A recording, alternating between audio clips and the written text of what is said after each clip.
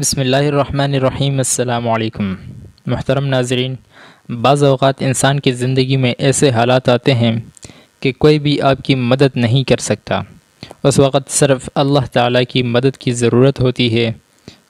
صرف رب کائنات ہی اس وقت آپ کی مدد کر سکتے ہیں۔ تو اگر آپ پر بھی اس طرح کے حالات ہیں تو آج میں آپ کے لیے ایک ایسا وظیفہ لایا ہوں کہ اس کے کرنے سے اللہ تعالیٰ کی غیبی مدد آپ کو حاصل ہوگی اور آپ کسی کے سامنے بھی مدد کی بھیک نہیں مانگیں گے۔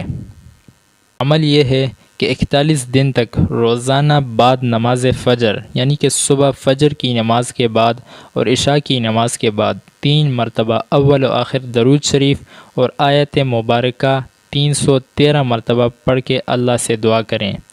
وہ آیت مبارکہ یہ ہے، رب انی مغلوب فانتصر۔